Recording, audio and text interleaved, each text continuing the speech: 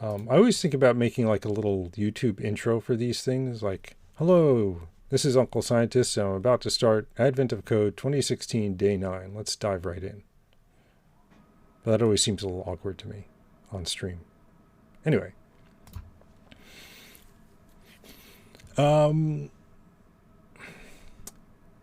Day 9, Explosives in Cyberspace. Draco, thank you for the follow. Much appreciated. Welcome to the stream.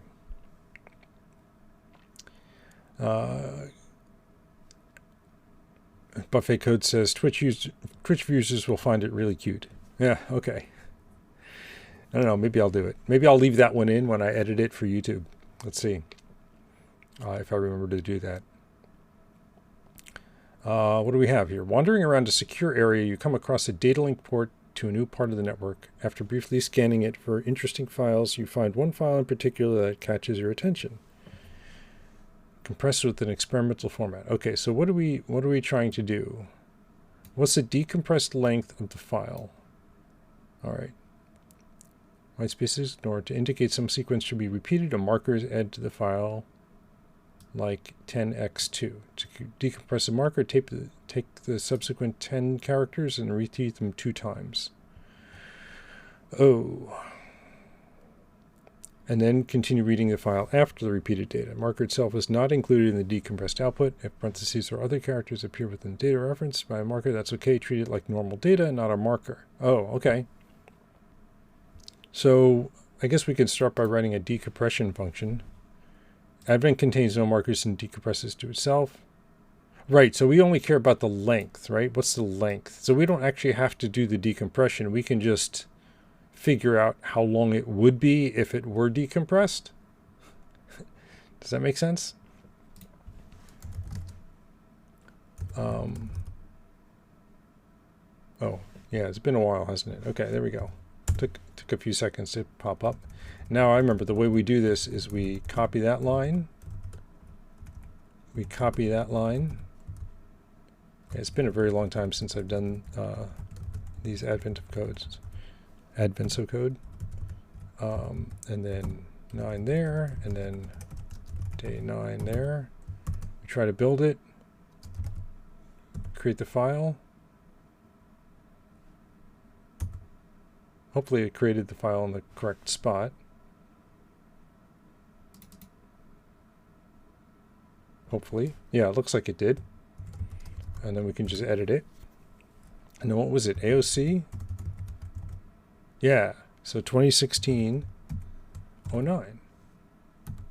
And this failed to build here because it didn't exist, right? So now if we save this,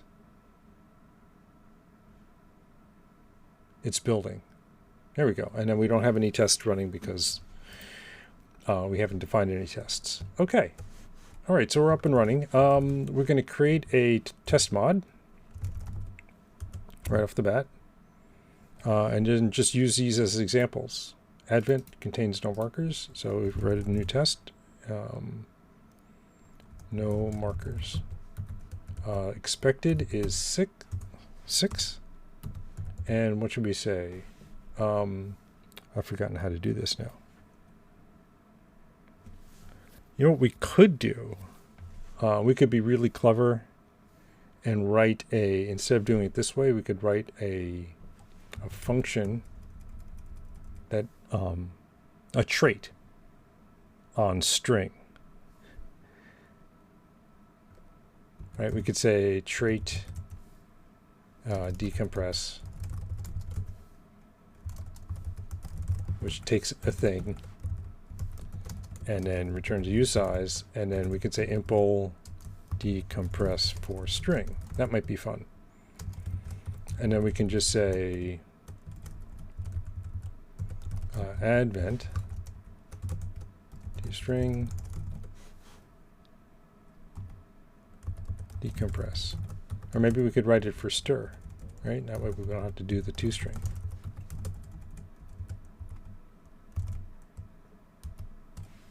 And that should blow up because we didn't implement the decompress trait, right? So now we can just say decompress self, oops. use size, and just have it return 0 for now just to get it to build. And the test should fail. Good. Yeah, so that's kind of cute. And then part 1 will just call decompress on, I assume we're just get an input file full of, yeah. Oh, right. And then I had a script called get input. 2016 9. Oh, I'm not logged in. That's why there's only one line, I bet.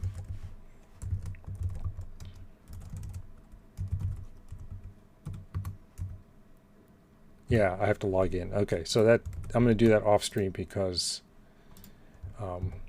so I can just save this input. What do we call it? Okay, yeah, just the name of the file, 2016-09.txt. And then we should be able to just move that from downloads, 2016-09.txt to input, git add. Oh, that's right. I have to update my script to remove the or rename it. Okay, git add input, git commit -m 2016 day 9 input. Good. Oh, how do I ignore warnings? How do I ignore warnings? Git commit ignore hooks.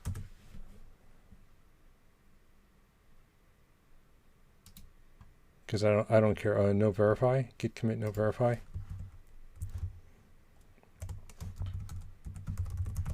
Because all we're doing is the input thing. Yeah. All right. Good. So this should be easy, right? That's just the string itself, and then this is just be read the lines and then call decompress on each line. Although use create read strings. I think that's what it's called. No, read file. Okay, it's been too long. I'm dying here. Read to chars. What's this? Read to string. Read lines. That's it. And it does return string. So maybe I do want to do string then for this guy.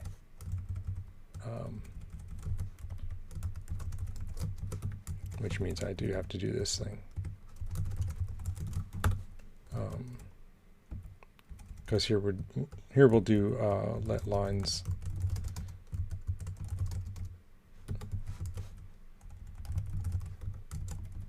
And I got to spell it right. Read lines input 2016-09.txt.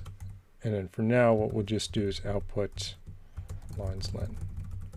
And that way I can I just make sure this is working. Oh, it's not called read lines. What's it called? Yeah, it's called read lines. What did I do wrong?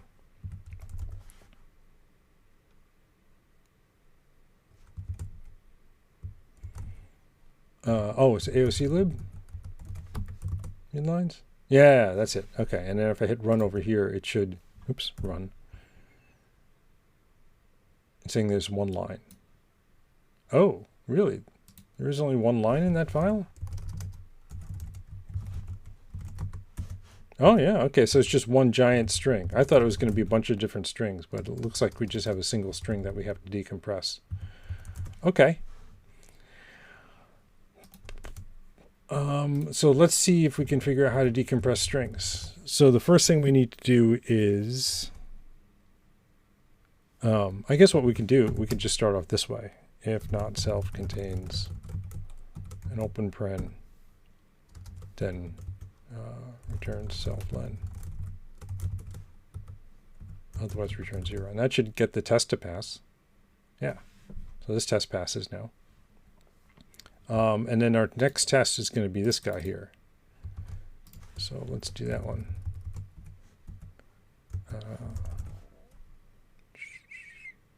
Repeats B 5 times. Repeat B. We're expecting a decompressed length of 7. Okay. So this will just be this, toString, decompress.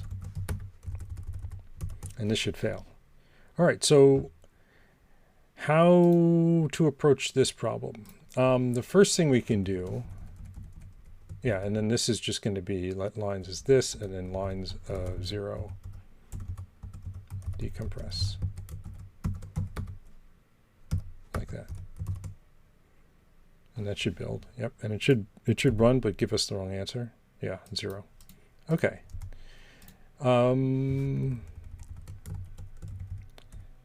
So I guess we just have to walk our way through it.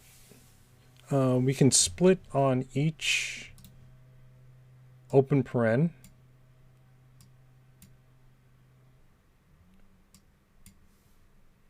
Or I guess we can split once, since it says that if there's parentheses appear within data referenced by a marker, it's okay to treat it like normal data. So if we do a split once, then we can split on this thing and get the A on the left side and then 1x5 close paren on the right side.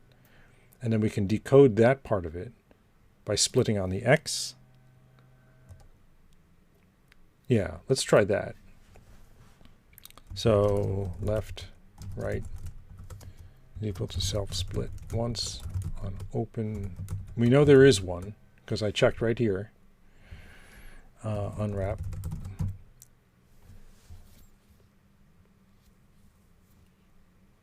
Okay. Count is equal, let's say mute count, because we're going to add to it, is left len. So whatever comes before is going to be included in the length of what we're doing. And then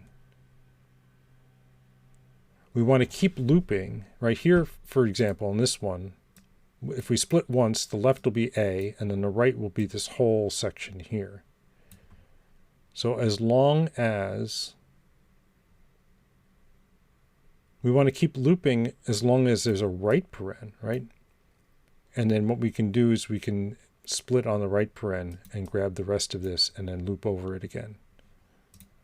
Let's try that. While right contains a right paren.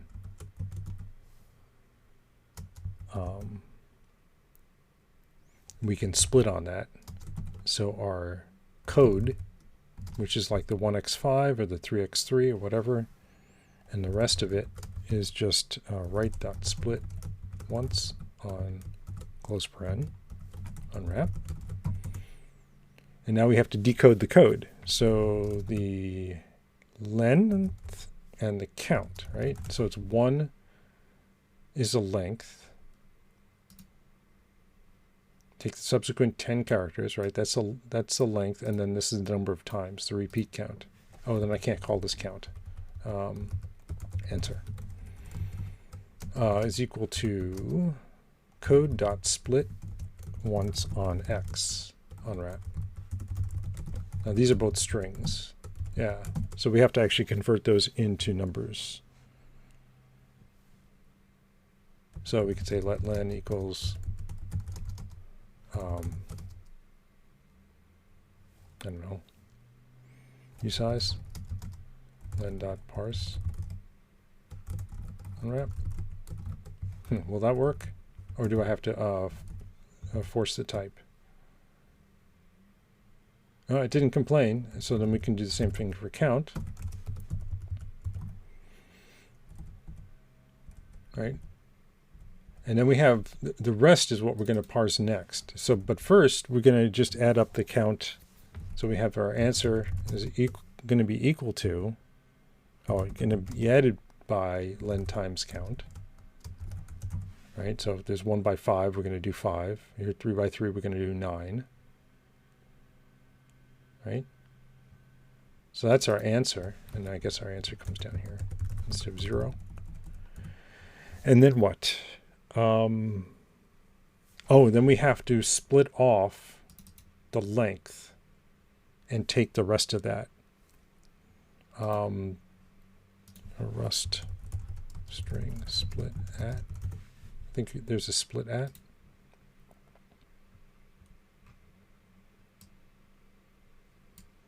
Oh, this is, there's no string. Here it is. Split off. Splits the string into two at the given byte index. Returns a newly allocated string. Self contains 0 to add, and then return string has add to len. And there is a split at. Divide one string, slice into 2 at an index. Mid should be a byte offset. Must also be a boundary. Yeah, this is all okay. ASCII.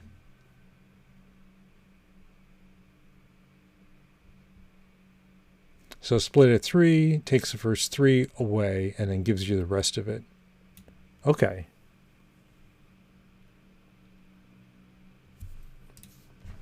So I think that's what we need to do is we can throw away the first part because this is going to return a tuple, and this is the remainder is equal to take the rest of the input after the open paren. Right, so that'll be this, and split at len, right? So the len is the number of characters. We're taking the BC away, and then we're going to start with D, which is what we want. Then what do we do? If we've split off, let's say we're on this one here where we did 3 by 3, so we've split off the ABC and now we have a Y. The Y doesn't have, or the remainder doesn't have any characters left to, yeah, that's fine, right? And then we can just say let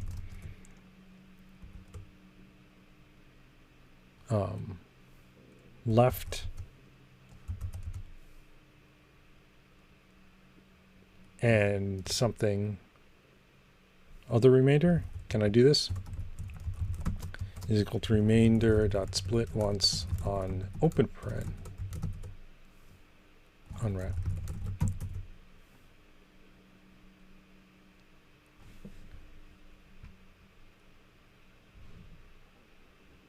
Right, because we have to handle this case here in the loop now.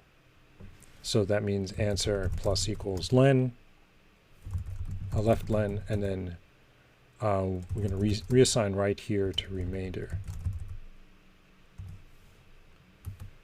Right, and then we just have have our answer. Will that do the trick? I have no idea. Will it even compile? No, it won't. Oh, this has to be mutable. Okay.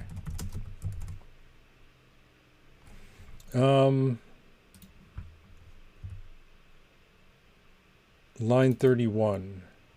We call in, where's line 31? We tried to unwrap on this thing here. Oh, yeah, so we do need to check remainder to see. So it's basically this line here. We have to repeat that as well. So if remainder contains open paren, if it doesn't contain open paren, then return answer. Oh, plus the remainder len. Right. Okay, so that worked. Miraculously enough, that worked. Let's do this one. 3 by 3 XYZ. XYZ 9. So we're expecting a 9. And we put this in to string decompress. See if that works. Now it does work. Okay. Let's get more complicated now. This one is what? A double decompress? This is the first time we're doing a double. We're expecting a decompression length of 11, it looks like. So now we get to find out if this loop works. So far it does. I'm seeing the test pass here. I don't know how I can put these windows better to look at stuff. Okay, so let's take a look at this one. Now they're actually next to each other. So it should ignore this part. Should. Let's find out. Let's find out what happens. Juxtaposed. What are we expecting? We're expecting a length of 6. Do string, decompress. And that works. Okay, so we're getting close here. Let's do this last one here, and this should be, it says 18. Okay.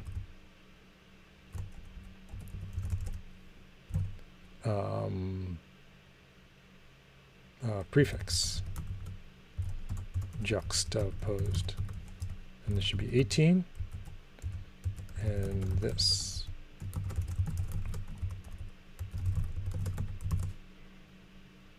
And all those tests pass. Excellent.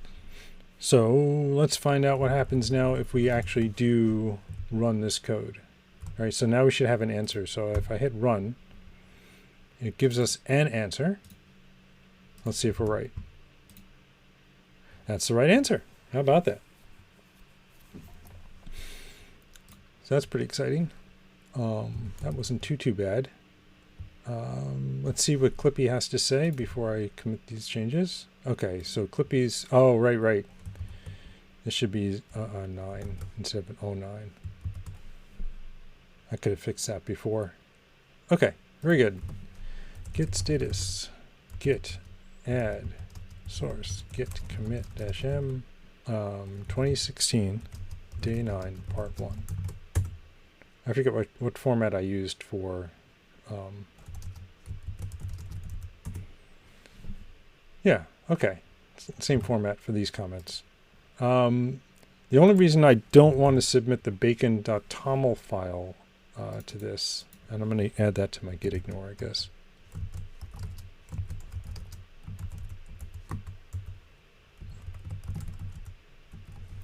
Is that I'm going to be editing it constantly to change the tests that we're running. Okay. So it should be clean. Oh, git add, git ignore, git commit. No bacon.toml for you. There we go. All right. So what's, oh, in 2016, 09. There we go. What we need now is to work on part 2. What's part 2? Apparently the file actually uses version 2 of the format, and version 2, the only difference is the markers within decompressed data are decompressed. Okay. This, the documentation explains, provides much more substantial compression capabilities, allowing many gigabyte files to be stored in only a few kilobytes. Okay, so now we actually have to do it recursively. I think the code is going to be very similar, except we're going to need to recursively call in the middle of the loop, right?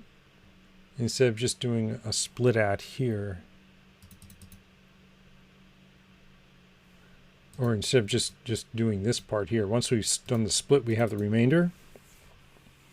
The remainder then needs to be decompressed before you can add it to your current answer. I think that's the only difference, because everything else is going to be the same. We're still going to split on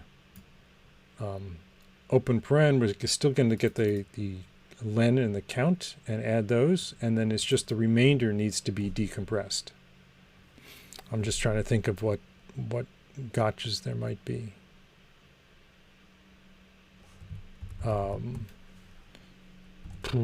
Okay, so should we do it by trait again? I guess we should do it by trait again. We can make another trait, a different decompression trait. Trait what? Explode.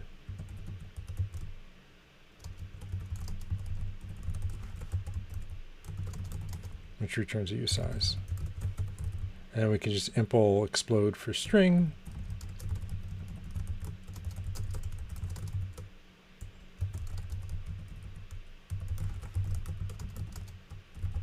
And we'll just, for now, we return 0, and then we can run our tests here. And now we have these tests for explosion. So test explode 1. Our expected thing is 9. We do this dot toString explode, and that should fail. Yeah. Okay. So now we got to figure out how to explode strings. Boom. So yeah, like I said, I think it's going to be very similar. We're still going to loop over the string as long as we have decompression things. We're still going to pull out the code, which is the length x count. And then we just need to call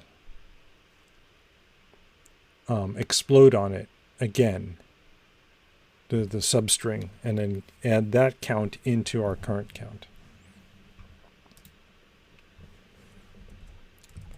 So instead of doing this if thing, what we can do is we can do a while, right? We can say answer equals 0. And we can say while let sum left right is equal to self.split once, like that.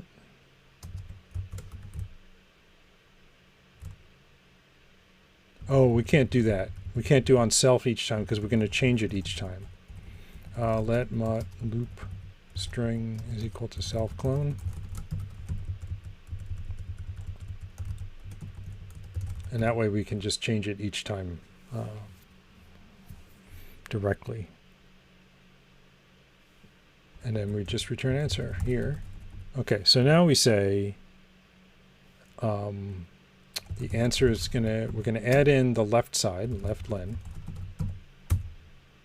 And then the right side has to be decoded and then decompressed.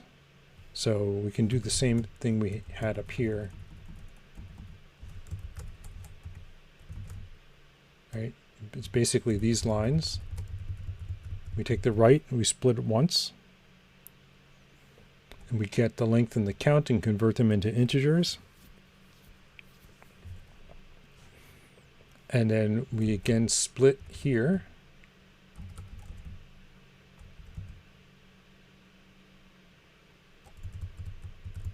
We take the rest and we split it at length. That's correct. But now we need to recurse on remainder. So we take the remainder.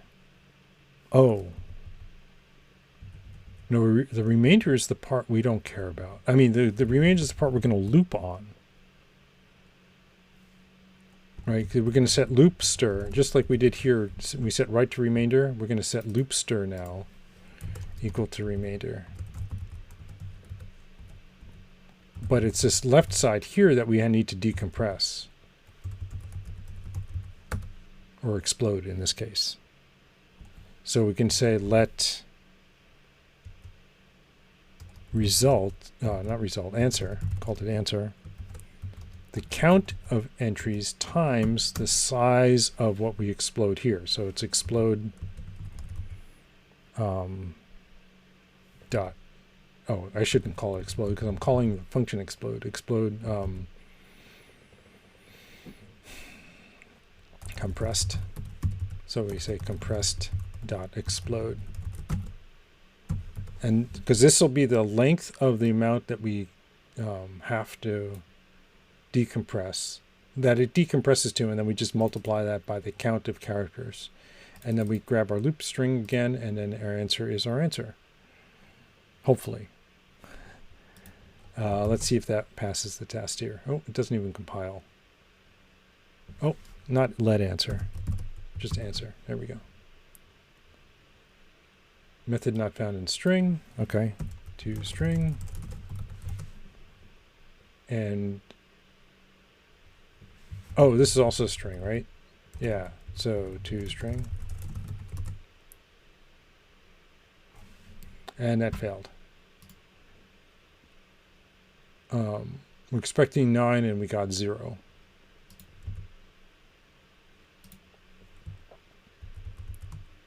All right. What did we do wrong? I guess we could start printing things out. That's the usual debugging technique.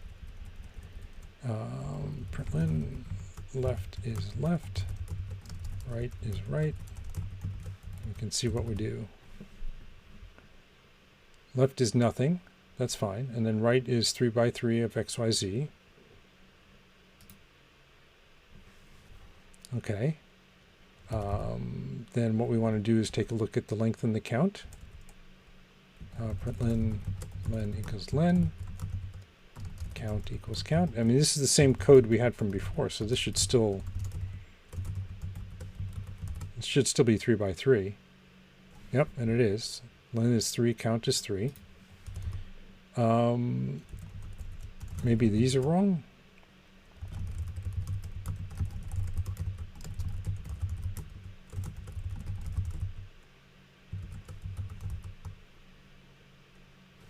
Compressed is XYZ and remainder is nothing. That makes sense. And then answer is equal to, oh, this might be 0, right? But that should be okay. Because compressed toString explode should return 3, right? Let's find out. Println explode equals this. That's okay if we call it twice. Oh, gotta spell it right. All right, explode is 0. It should be 3. If this gets passed in just a plain string, what happens? With no, so this gets skipped. Oh, answer is going to be 0. Oh, okay. That means we need to add in whatever's left. And whatever's left is going to be in Loopster.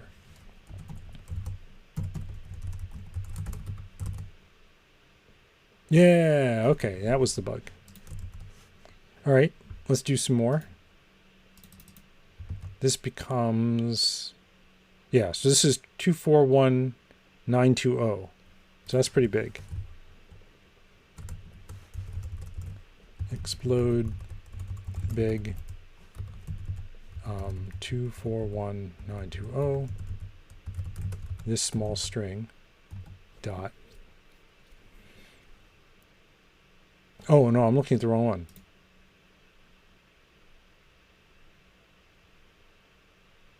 Oh, it doesn't say. That's funny. This doesn't say how long this resulting string is. But we can do it. ToString explode is equal to this thing dot len. How's that? Okay, that test passes. And then we can go explode huge. And this is the one that's 241920, and the actual string is this thing here. ToString explode, and that test passes. Okay, and then our final one is this only becomes 445. Okay. Explode mini 445 ToString explode, and that test passes. Okay, so now all we need to do is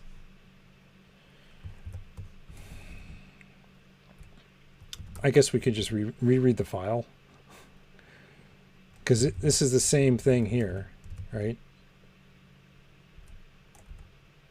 What just happened? Yeah, that's better. And if instead of decompress, we just say explode. It'd be smarter to read it in here. Let's find out. Let's run it. That's a pretty big number. And it's the right answer. Oh, thank goodness, because I had no idea how to debug that if it went wrong. All right, so can we clean this up a little bit in terms of timing? That does take 3 milliseconds. So what if we change this struct to be input string, and then the parse just reads that. Self dot input equals read lines input 2016 09.text of 0. And then we can just say here self input.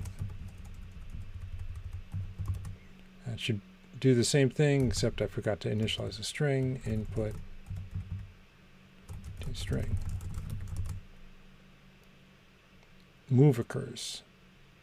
Of course it does. That's what I want it to do. I want it to move. Clone.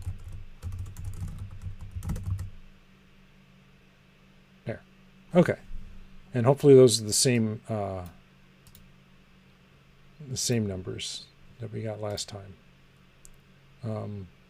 Lost my bacon window. Here it is. Yep, those look like the same numbers. Okay, good. All right, so that's part 2. That wasn't too bad. We do have 2 warnings. Oh, I don't need this line. There we go. That gets rid of the warning, and then Clippy likes it. Git add. Now commit -am 2016 day 9 part 2. Done. All right.